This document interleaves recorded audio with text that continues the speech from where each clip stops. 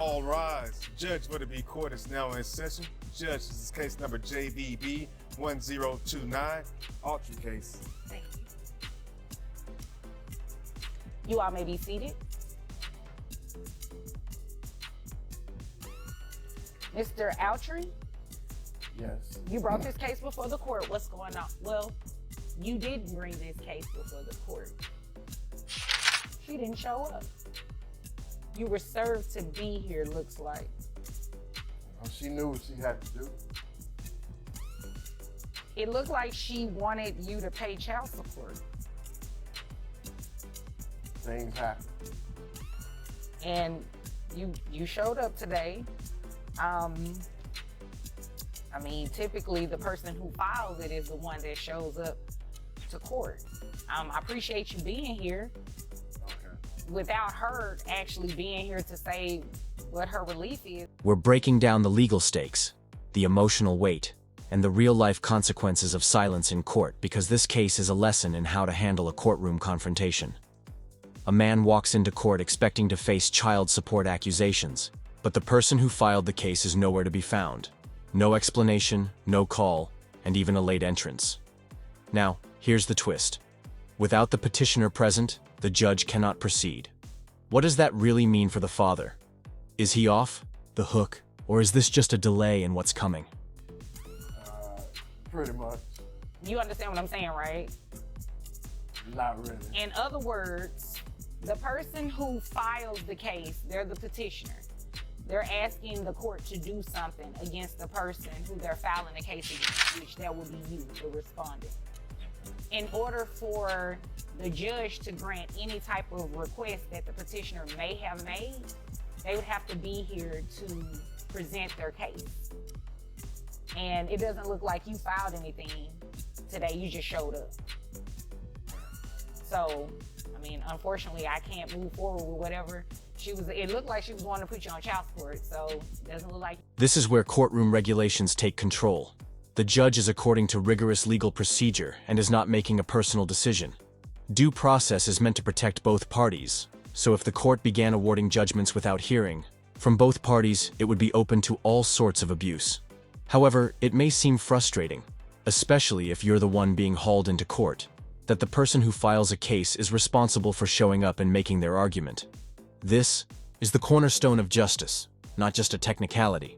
Now, you can't be served at a later date and come back and be placed on child support, but for whatever reason, she didn't want to put you on child support today. Just gotta make sure I got a job, huh? And bring documents next time you get served. And what documents are those? Like financial documents.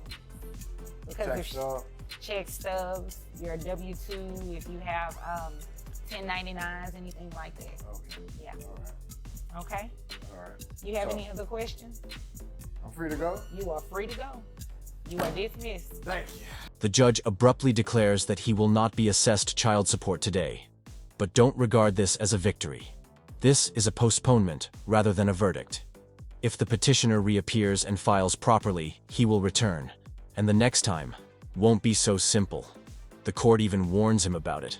Bring your financial records, such your W-2s, 1099s, or anything else that demonstrates your income, because your figures could determine your destiny on that day. Will he be prepared? I just wanted to go over what you all witnessed in the Autry case.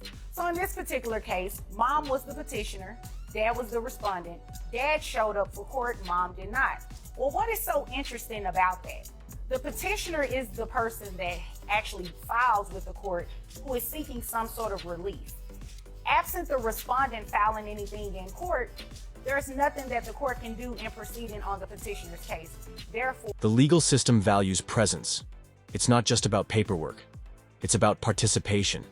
And when one side disappears, even the strongest case can fall apart. This summary may seem procedural, but it reveals something deeper. Filing a case isn't enough. The court doesn't pursue you to prove your claim. You file it, show up, and make your argument. If not, the case dies on the spot, as it did here. Here's something to consider. If you were the judge, how would you respond to persons who waste court time like this? Should they be punished or is dismissal sufficient? nothing happened.